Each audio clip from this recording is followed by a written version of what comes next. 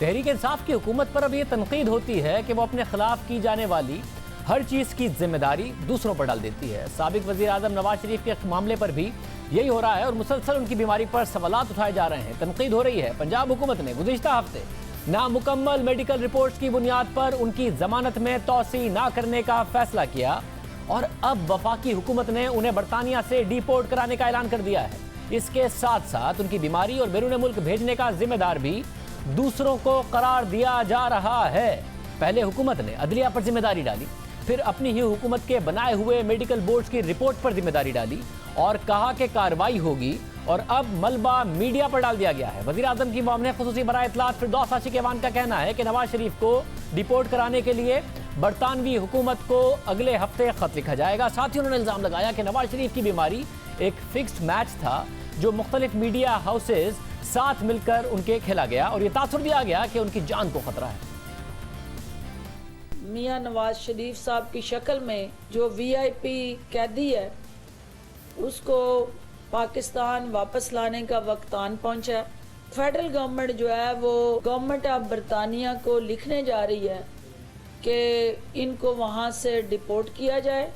अगले हफ्ते इस हवाले से मुतलका जो महकमे हैं वो लेटर लिखेंगे। वो सिर्फ और सिर्फ अपने ख़ानदान और अपने बच्चों के कारोबार को तहफ़्फ़ुज़ देने के लिए गए थे। ये एक फ़िक्स मैच था, मुख्तलिफ मीडिया हाउस के साथ मिल के खेला गया था और जो सनसनी भला के ब्रेकिंग न्यूज़ दे के बार बार ये तासर देने की कोशिश की गई कि उनकी जान को ऐसा ख़तरा लाहक हो गया कि अगर हुकूमत ने उनको इजाज़त ना दी और अदालतों ने उनको इलाज मालजे के लिए फैसिलिटेट ना किया इंसानी हमदर्दी की बुनियाद पे, तो उनकी जान जा सकती है।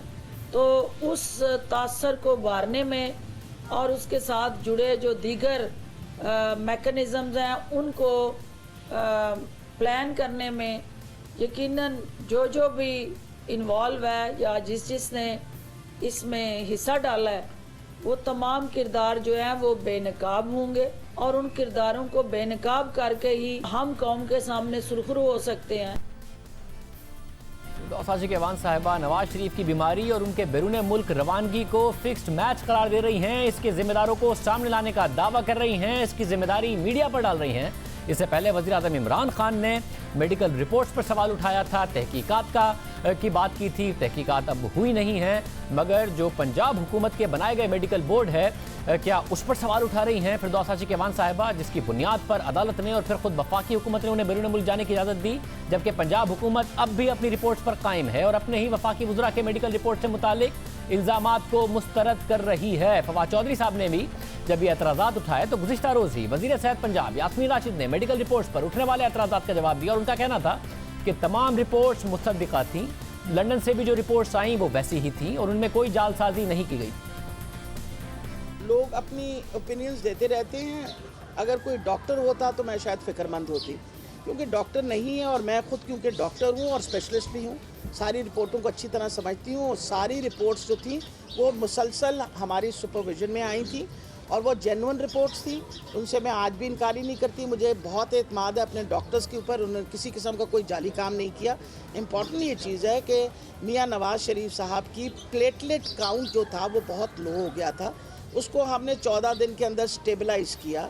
उसके बाद वो मज़ीद बाहर जाना चाहते थे अपने ट्रीटमेंट के लिए।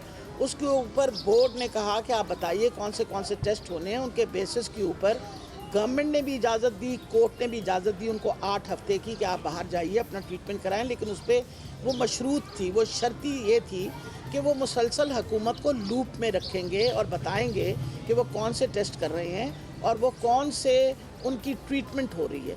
अफसोस से कहना पड़ता है कि जो उन्होंने कमिटमेंट की थी उस कमिटमेंट के साथ वो स्टिक नहीं किए। अभी भी रिपोर्ट्स पर वो खड़ी हैं।